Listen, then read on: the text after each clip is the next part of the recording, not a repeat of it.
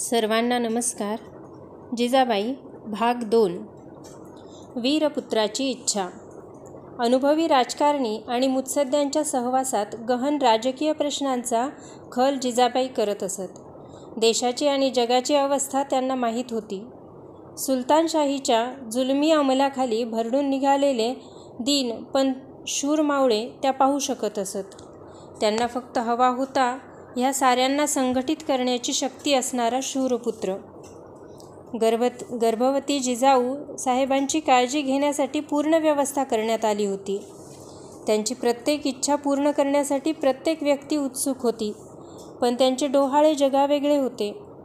सामान्यपणे मिष्टान्ने, उंची अत्तरे किंवा रुचकर पेये यांची गर्भवती स्त्रियांना इच्छा होते, पण हत्तीवर, गडावर, वाघावर आरोहण करावे, सुवर्ण सिंहासनावर बसून छत्र सामरे ढाळून घ्यावीत, दुंदुभी ध्वनी ऐकावा, धनुष्यबाण, भाला, तलवार व चिलखत धारण करून लढाया कराव्यात, गड हस्तगत करावेत, विजयश्री मिळवावी, दाने करावीत, धर्मस्थापना करावी, असे अनेक प्रकारचे डोहाळे जिजाऊ साहेबांना प्रतिदिनी होत. निजाम आणि त्याचे अधिकारी यांच्या क्रूर कृत्यांच्या बातम्या शिवनेरीवर एकापाठोपाठ एक येऊ लागल्या. गरीब मराठ्यांची घरे आणि सर्व खेडी धुतली जाऊ लागली. खेळोजीराव शहाजीराजांचा चुलत बंधू होता. त्याची तरुण आणि सुस्वरूप पत्नी स्नान करीत असताना सरदार मोहब्बत खानाने तिला गोदावरी नदीच्या तीरावरून बळजोरीने पळवून नेली. सुप्रसिद्ध भोसले घराण्यातील सुनांची ही स्थिती तर गरीब आणि असहाय्य मराठ्यांची काय कथा. हे सर्व ऐकून जिजाऊ साहेबांच्या अंगाचा तीळपापड झाला. मातेच्या कुशीत शिवप्रभू.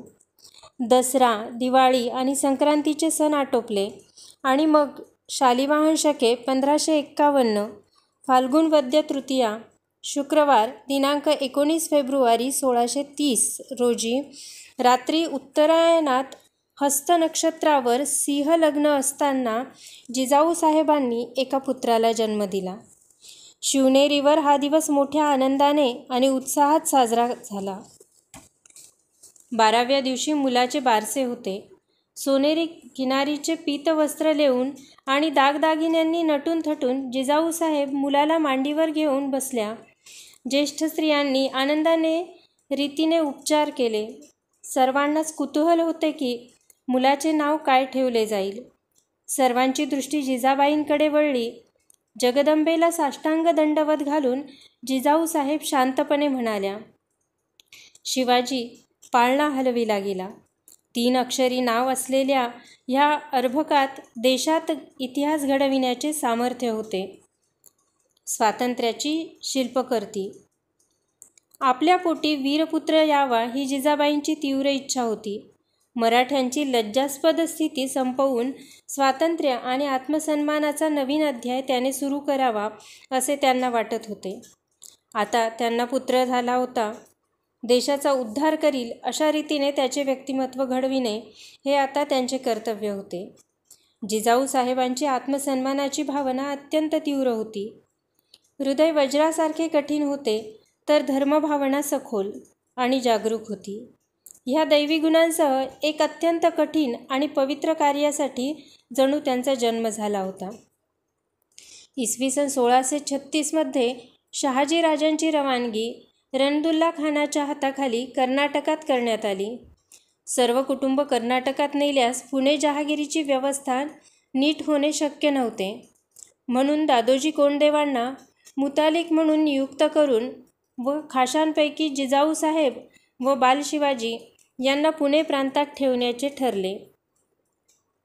कर्यात मावळची मोकाजदारी 7 वर्षांच्या शिवबाराजाच्या नावाने करून त्यांना कारभाराचे शिक्षण हळूहळू मिळावे याची डोळसपणे व्यवस्था करण्यात आली. इसवी सन 1637 पुणे जहागिरीची व्यवस्था अत्यंत खराब होती. आदिलशहाच्या वतीने मुरारपंतांनी लोखंडी पहार ठोकून पुण्यावरून गाढवाचा नांगर फिरविला होता. वस्ती उठून गेली होती. पुंडपाळेगारांच्या धाडी, भीषण दुष्काळ, मोगली आक्रमण, जंगली जनावरांचा सुकाळ ह्यामुळे ही जहागीर ओसाड आणि उद्ध्वस्त झाली होती. अशी जहागीर सुधारून शून्यातून विश्व निर्माण करण्याची अवघड जबाबदारी जिजाऊसाहेबांनी दादोजींच्या सहकार्याने उचलली. दादोजींनी खेडच्या कोंडे पाटलांकडून जागा विकत घेऊन शिवबाराजांसाठी वाडा बांधला. शिवगंगेच्या काठी शहाबाग लावली. संभापूर, पेठ, जिजापूर ही गावे वसवली. जिजाऊसाहेबांच्या खाजगी खर्चासाठी केळवडे व रांझे ही 2 गावे लावून दिली व नारो त्रिंबक पिंगळे हा स्वतंत्र कारकून नियुक्त केला. ह्याच वेळी ओसाड जागी पडलेल्या उपेक्षित कसबा गणपतीची पुन्हा प्रतिष्ठा करून जिजाऊसाहेबांनी त्यांच्या दीपनैवेद्याची व्यवस्था करून दिली. धर्मनिष्ठ जिजाऊसाहेबांनी ज्ञानदेवाची आळंदी, चिंचवड, पुण्यातील दर्गे, मशिदी यांची चोख व्यवस्था ठेवली. शिवाय पुण्यात अनेक देवळे बांधून शहाजीराजांच्या वतीने मता कलावंतिनीला अर्धा चावर वावर उदरनिर्वाहासाठी दिले. शिवाजीराजांच्या शिक्षणाकडे जिजाऊसाहेबांचे पूर्ण लक्ष होते. महादेव भट, महाभास ह्या गुरूंच्या हाताखाली बालशिवाजीला रामायण, महाभारत, इतिहास व पुराणे यातील कथा, संस्कृत व फारसी भाषेचा परिचय, मूळाक्षरे, लेखन वाचन, गणित, कुस्ती, अश्वारोहण, दांडपट्टा, तलवार चालविणे, धनुष्यबाण, भालाफेक व इतर शस्त्रे चालविण्याचे ज्ञान यांचे शिक्षण देण्याची योग्य व्यवस्था करण्यात आली होती. भारतवर्षाच्या गतकालीन वैभवाच्या कथा त्याला इतक्या रंगवून सांगितल्या गेल्या की त्या त्याच्या हृदयपटलावर कायमच्या कोरल्या गेल्या. पुण्यात आलेल्या महापुरुषांच्या सेवेसाठी जिजाऊसाहेब शिवाजीराजांना नेहमी पाठवीत. त्यांच्या आशीर्वादाने व बोधामृताने शिवरायांच्या देहात नवशक्ती आणि चैतन्य यांचा संचार होत असे. श्रीराम, श्रीकृष्ण, हनुमान, अर्जुन, अभिमन्यू यांच्या पराक्रमाचे वृत्तांत ऐकून त्यांच्या डोळ्यांसमोर गदा, चक्र, धनुष्यबाण ही आयुधे तरळत.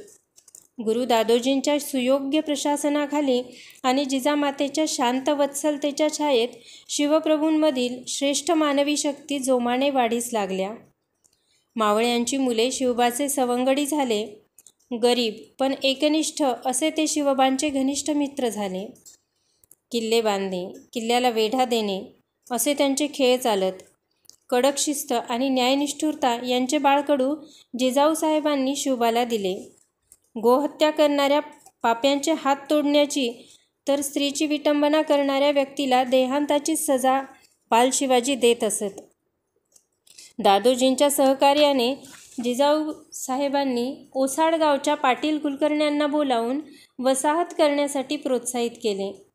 त्यांच्या दिलाशाने हळूहळू गावे उभी राहू लागली.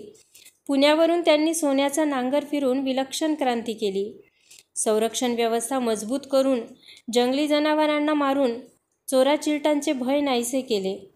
पांढरी व काळीची वस्ती करून लावणीही केली. धारे बांधून कौल दिला. शेतीस उत्तेजन दिले. जमिनीची मापणी करून प्रतवारी ठरवली आणि गरीब शेतकऱ्यांना कर्जे वाटून सारा वसुलीचे प्रमाण ठरविले. जिजाऊसाहेबांची न्यायनिष्ठुरता, कर्तव्यनिष्ठा व गरिबांबद्दलची तळमळ यामुळे मावळखोरी त्यांच्याकडे हळूहळू आदराने पाहू लागली. ह्यावेळी शहाजीराजे कर्नाटकातील मोहिमेत गुंतलेले असल्याने त्यांच्या अनुपस्थितीतच शिवबाराजाचे पहिले लग्न 16 एप्रिल 1640 रोजी निंबाळकरांच्या सहीबाईशी जिजाऊसाहेबांनी लावून दिले. त्यानंतर फेब्रुवारी 1641 जिजाऊसाहेब, दादोजी व शिवबाराजे यासह शहाजीराजांकडे बंगळुरास पोहोचले. परतताना शहाजीराजांनी संपूर्ण पुणे परगण्याची जहागिरी शिवबाराजांच्या नावे करून त्यांच्याबरोबर काही पिढीजात मुत्सद्दी दिले. इसवी सन 1642 एप्रिल-मे महिन्यात जिजाऊसाहेब पुण्याला परतल्या.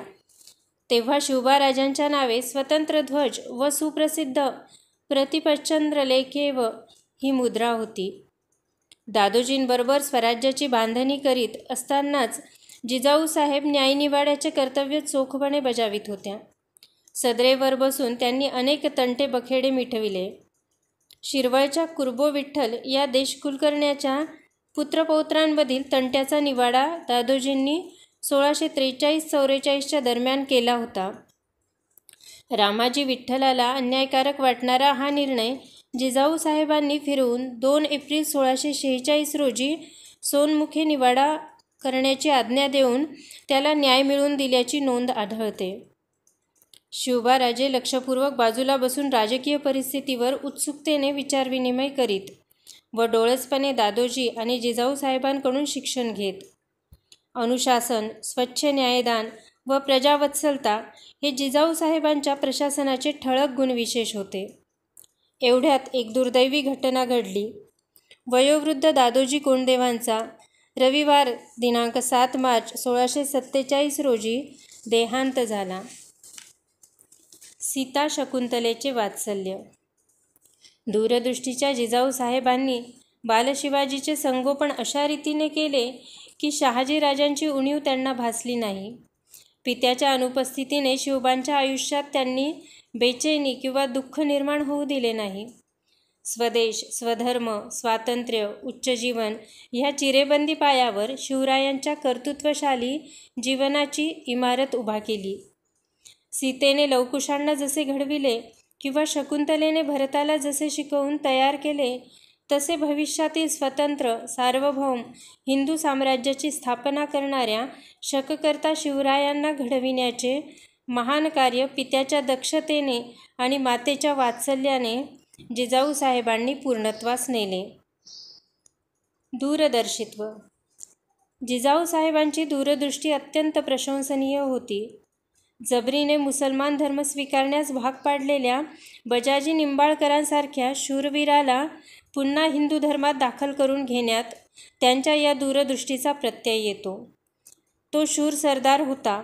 अशी व्यक्ती शत्रूच्या बाजूने राहू देणे म्हणजे मराठा साम्राज्य दुबळे करणे ठरले असते. त्या काळी अशा गोष्टींना बऱ्याच लोकांचा विरोध असे. त्यांची अशी धारणा असे की एखादा हिंदू परधर्मात गेला की त्याला पुन्हा हिंदू धर्मात प्रवेश देता येत नाही. धर्म बदललेल्या एखाद्या हिंदूचे त्याच्या इच्छेने पुन्हा हिंदू धर्मात आल्यास स्वागत करू असे म्हणण्यास तेव्हा फार धैर्य लागत असे. आपला दृष्टिकोन संयुक्तिक आहे हे जिजाऊ साहेबांनी सर्वांना पटवून दिले. एवढेच नव्हे तर आपली नात शिवबाराजांची कन्या सखुबाई व हिंदू धर्मात परतलेल्या बजाजी निंबाळकरांचा पुत्र महादजी यांचा विवाह त्यांनी करून दिला. केवढे हे स्वधर्मप्रेम आणि केवढा हा उदारमतवाद. स्फूर्तीचा स्रोत. शिवप्रभू मोठे झाले. त्यांचा स्वातंत्र्यसंग्राम सुरू झाला. वयाच्या अवघ्या 16व्या वर्षी त्यांनी किल्ले तोरणा जिंकला. जिजाऊ साहेब आपला आनंद लपवू शकल्या नाहीत. कोणताच महत्त्वाचा निर्णय शिवबाराजे मातेला विचारल्याशिवाय घेत नसत. जिजाऊ साहेबांना वारंवार कठीण परिस्थितीला तोंड द्यावे लागले. आदिलशहाने शहाजीराजांना कैदेत टाकले. शिवाजी महाराजांनी चातुर्याने त्यांची सुटका घडवून आणली. यापूर्वी विजापूरचा सरदार अफझल खान शिवाजी महाराजांना चिरडून टाकण्याच्या निर्धाराने आला होता. 7 फूट उंच, धिप्पाड आणि फत्तरासारखा टणक असलेल्या खानाजवळ प्रचंड सैन्य होते. शिवरायांचे कुलदैवत असलेल्या तुळजापूरच्या श्री भवानी देवीची मूर्ती त्याने भग्न केली. अनेक मंदिरांचा विध्वंस केला. ह्या कृत्यांनी चिडून शिवाजीराजे मैदानात येतील आणि त्यानंतर आपल्या प्रचंड पराक्रमी सैन्याच्या साहाय्याने आपण त्यांचा सहज पराभव करू शकू असे खानाला वाटले. ह्या आणीबाणीच्या प्रसंगी राजांनी केवळ विश्वासू मित्रांचा सल्ला घेतला असे नव्हे तर मातोश्री जिजाबाईंचाही सल्ला घेतला. भेटीच्या समयी खान दगा करू शकेल म्हणून खानापासून दूर राहणेच योग्य असे अनेकांचे मत होते. पण संकटाला न घाबरता खानाला भेटावे असे सांगून जिजाऊ साहेबांनी शिवाजीराजांना आशीर्वाद देऊन पाठविले. ठरल्याप्रमाणे शिवाजी महाराज भेटीसाठी गेले व अफझल खानाचा वध करून यशस्वी झाले. लोकमाता. जिजाऊ साहेब शिवबाराजांच्या सहकार्यांसाठी स्फूर्तीचा स्रोत होत्या. स्वतःच्या पुत्राप्रमाणे त्यांनी सर्वांना प्रेमाने वागविले. रणांगणावर शौर्याने लढून मातृभूमीसाठी बलिदान करणाऱ्या, एकापाठोपाठ एक ध्येय ठेवणाऱ्या शूरसैनिकांच्या मातांप्रमाणेच जिजाऊ साहेबांनी अत्यंत दुःख होत असे. नरवीर तानाजी मालुसरे सिंहाप्रमाणे शक्तिमान, शूर, उदार असून शिवाजीराजांचे निकटचे सहकारी होते. कोंढाणा मुघलांच्या ताब्यात होता. असा किल्ला स्वराज्यात असणे आवश्यक आहे असे आवेशाने प्रतिपादन करताना जिजाऊ साहेब तानाजीला म्हणाल्या, शत्रूच्या तावडीतून कोंढाणा सोडवल्यास शिवबाच्या लहान भावाप्रमाणे मला तू प्रिय होशील. स्वतःच्या पुत्राच्या लग्नाची अक्षत द्यावयास आलेल्या तानाजीने आधी लगीन कोंढाण्याचे मग रायबाचे असे म्हणून मातेची आज्ञा शिरसावंद्य मानली व पहाट होण्यापूर्वीच गड जिंकण्याच्या निश्चयाने कूच केले. किल्ला अभेद्य, जवळजवळ अजिंक्य होता. उदयभानू राठोड या शूर राजपुताच्या संरक्षणाखाली तो होता. गडद अंधारात किल्ला चढून गेलेल्या तानाजीने घनघोर द्वंद्वयुद्धात उदयभानूचा वध केला. पण दुर्दैवाने तानाजीलाही मृत्यूने गाठले. वीराप्रमाणे तो धारातीर्थी पडला. गड आला पण सिंह गेला. कोंढाण्याचे सिंहगड नाव सार्थ झाले. शिवनेरीच्या माथ्यावरून जिजाऊ साहेबांची नजर रात्रभर सिंहगडावर खेळली होती. डौलाने फडकणारा भगवा ध्वज पाहून त्यांचे नेत्र आनंदाश्रूंनी भरून आले. तानाजीच्या विजयश्रीत त्या स्वतःला हरवून बसल्या. दुसऱ्याच क्षणी तानाजींच्या दुःखद निधनाची वार्ता त्यांच्या कानी पडली. त्यांना अत्यंत दुःख झाले. निष्ठावंत वीर बाजीप्रभू देशपांडे यांनी मठ गजापूरच्या घोडखिंडीत शिवाजीराजांनी विशाळगडावर सुखरूप पोहोचावे यासाठी जीवाची बाजी लावून युद्ध मांडले. फक्त 300 सैनिकांसह सिद्दी मसूदच्या प्रचंड फौजेशी सामना देणाऱ्या बाजींच्या रक्ताने घोडखिंड पावन झाली. पावनखिंडीत आत्मबलिदान करून शिवरायांच्या जीवाचे रक्षण करणाऱ्या बाजीप्रभूंच्या मृत्यूने जिजाऊ साहेब जणू स्वतःचा पुत्र गमवावा अशा तीव्र दुःखाने धाय मोकलून रडल्या.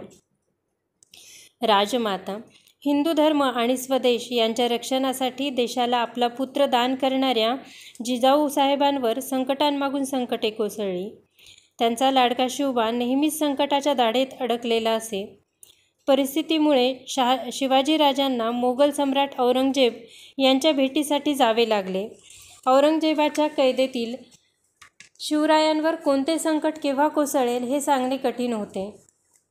आपण भयंकर गुहेत प्रवेश करतो आहोत हे शिवाजी महाराजांनाही ठाऊक होते. आग्रा येथून परत येईपर्यंत स्वराज्याचे रक्षण कोण करणार होते? आपला पुत्र मृत्यूच्या जबड्यात शिरतो आहे हे जिजाऊ साहेबांनाही माहिती होते. अशा परिस्थितीत स्वराज्याची सूत्रे शिवाजीराजांनी जिजाऊ साहेबांच्या हाती सोपवली. मोगल बादशहाने शिवाजीराजे आणि त्यांचा पुत्र शंभूराजे या दोघांनाही आग्रा येथे कैदेत ठेवले होते. त्यावेळी जिजाऊ साहेबांनी कोणत्या यातना सहन केल्या असतील आणि तरीही शिवाजी महाराज आग्रा येथून परत येईपर्यंत स्वराज्याचे शासन सुरळीतपणे सुरू होते.